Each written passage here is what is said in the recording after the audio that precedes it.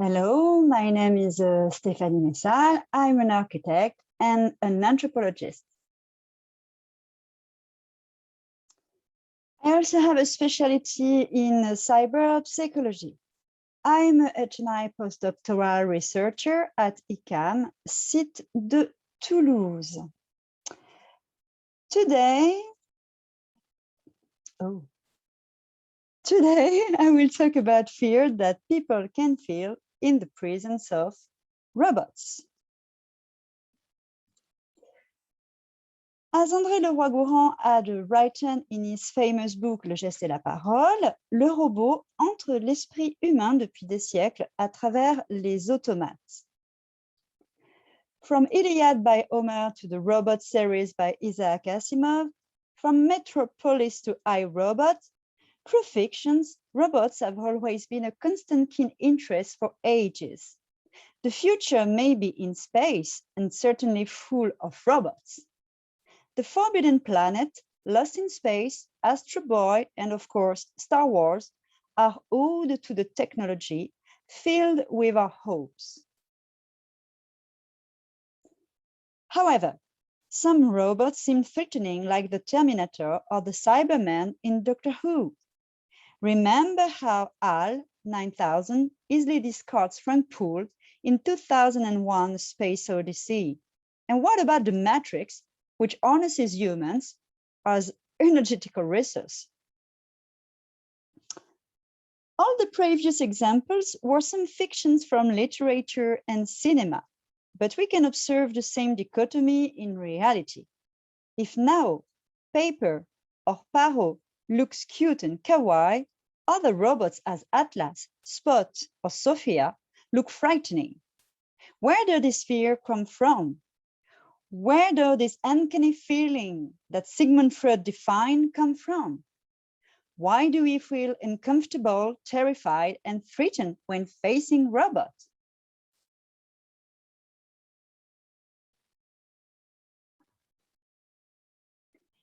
Emotions are like tools. They are wonderful instruments to inform us about what's happening and how to react by adapting to the situation. With these emotions connected with experience, memory, and imagination, we can anticipate and conceive a potential future.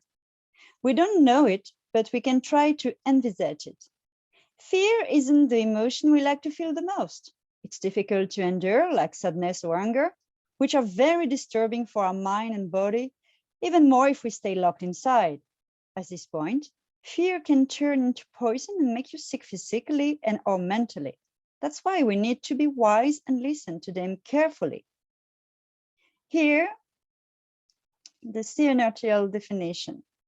État affectif plus ou moins durable pouvant débuter par un choc émotif, fait d'appréhension pouvant aller jusqu'à l'angoisse et de troubles pouvant se manifester physiquement par la pâleur, le tremblement, la paralysie, une activité désordonnée notamment, qui accompagne la prise de conscience ou la représentation d'une menace ou d'un danger réel ou imaginaire.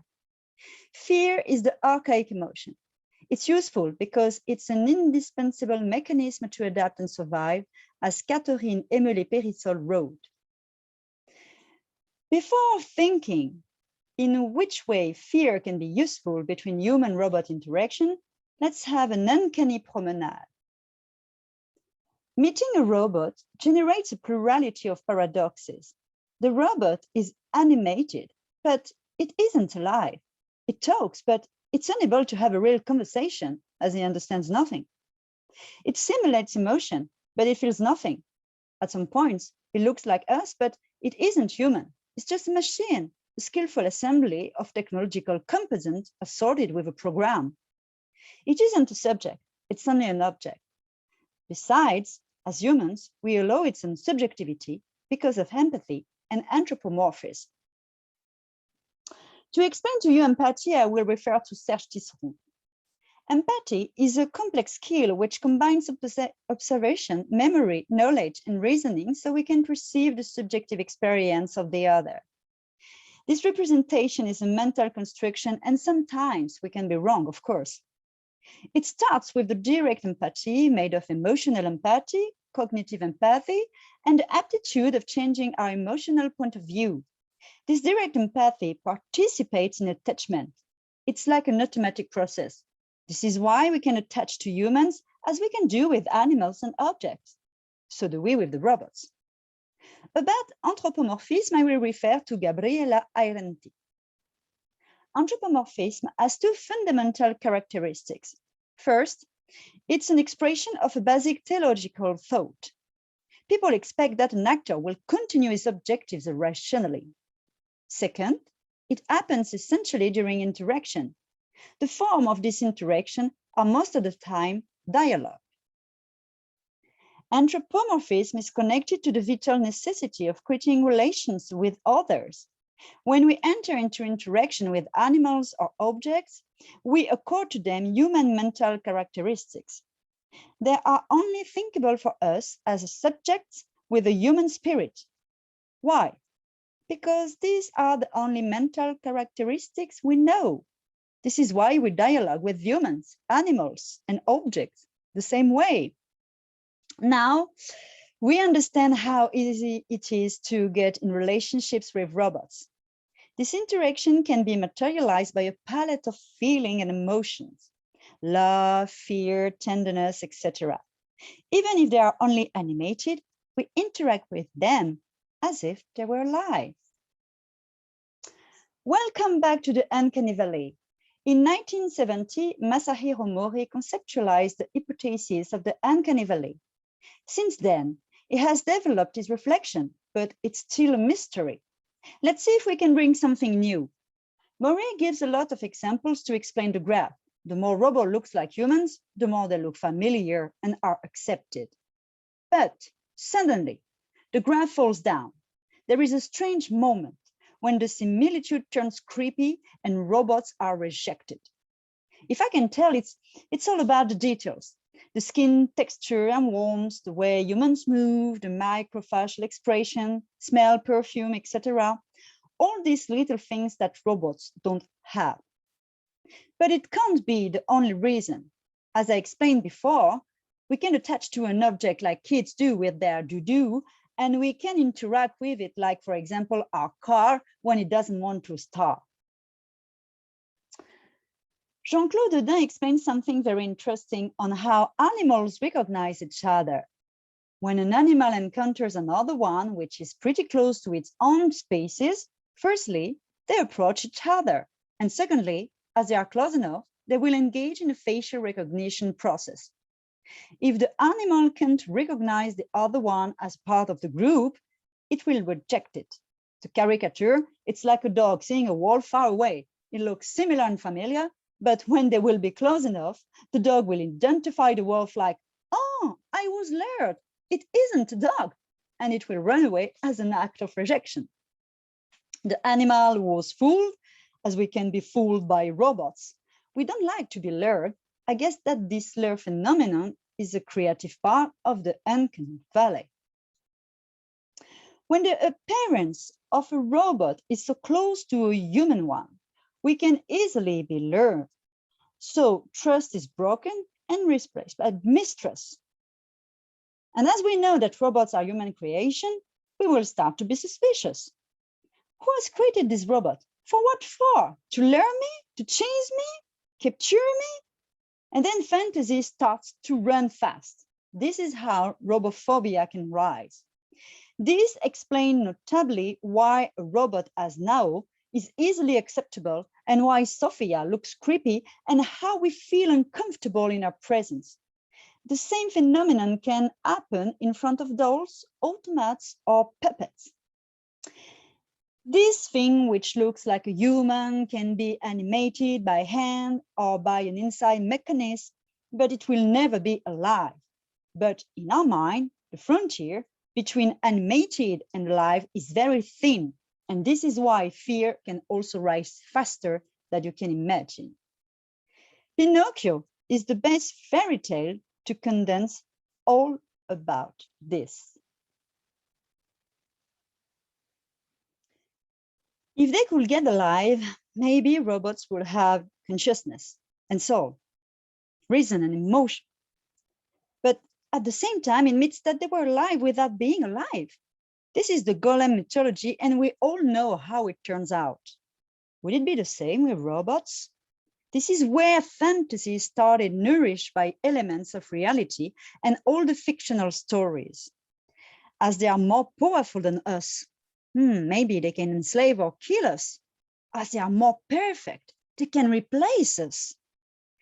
We need to be very humble because in reality, if one day a robot gets alive, we don't have any idea of what could happen for real, because this situation is totally out of our conscious.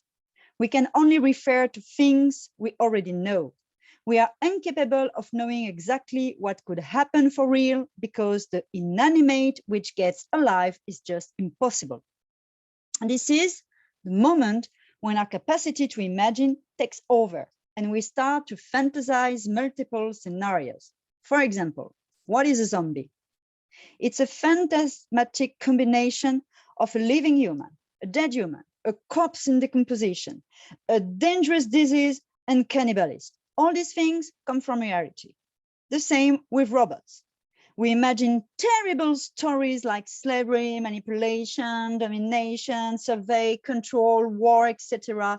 We project on them our human behavior because, as I said before, they are the only mental characteristic we know. The non-alive which could suddenly move by its own, we should be abnormal. Robots and machines can start doing their task just because we turn them on. And when they have finished what they are built for, we turn them off. By this simple possibility, we stay the master thanks to the comfortable feeling of control. There is one moment when the robot gets out of our control. Its dysfunctions show us that we can't control everything. When we think about it, it's really interesting. The moment when we are going to fantasize the most about its possible autonomous life, it's when the robot or machine breaks down. Why? Because dysfunction and breakdown always appear when we are in interaction with the machine. And now you can make a connection with what I told before about interaction and anthropomorphism. And this anthropomorphism is emphasized as this malfunction was something we didn't want or expected. This is what happens when we start our car and nothing happens. We have to go to an important interview this specific day, and this is the moment when the car decided not to start. And what will happen then? As we are engaged in interaction with our car, we will begin to talk to it. Come on, you can't do this to me, please. And maybe we will give it a nickname, hoping it will change something. See how we anthropomorphize our car while we interact during a dysfunction. We talk to it and we also allow it autonomous thinking, like it's the car which decides voluntarily to break down to annoy us as the trickster would have done. Even if we know it's an object which has no consciousness, no reason, no soul, we will fantasize about it. The dysfunctions of robot and machine, and more generally of object, acting like a reflector of ourselves. The breakdown is the vulnerability revealed. Even machines can fail. They are not so perfect. So by mirroring, we start to anthropomorphize again then and synchronize with them. They are like us who can fail. The body and the brain can fail. We can suddenly fall down in the hole of the white rabbit and get blocked in the folly. About folly, we can read something very interesting about schizophrenia written by Victor Tosk. Some of his patients told him they were manipulated by someone using a machine which looks like them. Natalia rapporte que depuis 6 ans et demi, elle se trouve sous l'influence d'un appareil électrique. Cet appareil a la forme d'un corps humain et même la forme de la malade elle-même, mais pas exactement. La malade ne sait pas si la machine possède la même tête qu'elle. Victor Tosk has a very interesting interpretation. La malade refuse évidemment de se reconnaître elle-même dans cet appareil à influencer, et c'est pourquoi elle lui supprime petit à petit tous les attributs de la figure humaine. car elle se sent d'autant mieux protégée contre cette reconnaissance redoutée que la formation délirante ressemble moins à une figure humaine et a fortiori à la sienne propre. When the schizophrenic projects the image out of herself as a machine, she doesn't put any face on it. This machine looks like an humanoid robot with a chest, legs, arms, and a head, but this head has no face. It must have no face, otherwise the patient will be confronted to herself and to her folly. She puts resistance and denial as a defensive mechanism. When we meet people who have psychological disorders, we feel more and less uncomfortable because by empathy and mirroring, we synchronize with them and we realize it could be us. We realize we could lose control of ourselves. Folly is the neighbor of normality. If we make a parallel, maybe this is why we are also frightened by robots, even more when they are so close to look like us. Because by projection, we recognize ourselves in them. They're facing us and questioning us. Who are you for real? This is what happens when normal crosses the abnormal. We're fearing the change, and even more if it's about losing our self-control, our autonomy, and our identity. Fear of robots says we don't know how we could act in front of an object, animated or not, which can suddenly come alive. As it never happened, we are unable to imagine the unthinkable. This is how we work. We are nourished by all the five senses can improve. We are unable to conceptualize something we have never experienced before. Even the most clever invention is inspired by something. Pure human creation doesn't exist. It's always comes from somewhere, by comparison, analysis, mimetism, borrowing, etc. Only God can purely create from nowhere. This is a mythological and universal invariant in all cultures in space and time. As humans, our creations are inspired by everything we can feel physically by our senses and emotionally by our feelings. And fear is a powerful tool. With it, we adapt and survive. And well understood fear will come with prudence, wisdom, mediety, and measure. The promenade is coming to an end. Before leaving, I will bring you to the forge of Hephaestus. Hephaestus is a god. Some legends say he spent a long time on Earth on Lemnos Island, where he learned how to be a perfect forger and with the Sintians. Another one said he learned metallurgy with Sedalion. Homer wrote Hephaestus fell in the sea, where he learned how to create Daedalon with Thetis and Eurynome. He mastered the art of metal. All the weapons he has created were defensive ones, like shields and cuirass. Even the oaks with which he opened the head of Zeus to give birth to Athena was used as a chirurgical instrument. As he was a god, he was able to give life to the inanimate, the golden maidens to help him, and Talos to protect Europa. But even if these automates are alive, Hephaestus stays the master. He can control them. S'il donne vie et souffle à l'animé, Héphaïstos est également celui qui arrête le mouvement. Hephaestus is the link between humanity and divinity, between the normal and the abnormal, which is represented by his feet. One is normal, the other is totally reversed. This monstrous deformity incarnate is divine powerfulness. It can control the most terrible and dangerous trains, even the ones we cannot think about. Here is also the link between nature and art and technique. Le technicien est bien le maître de la civilisation parce qu'il est le maître des arts et du feu. C'est du voyer que sort le plâtre et bientôt après le cuivre et le bronze, mais l'artisan est un démiurge asservi. By André Leroy-Gourand.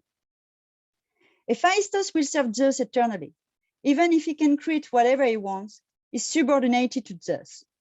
There's been a malediction since the Hephaestus birth, which continually reminds us our artificial creations can triumph on nature, but we will have to pay the price.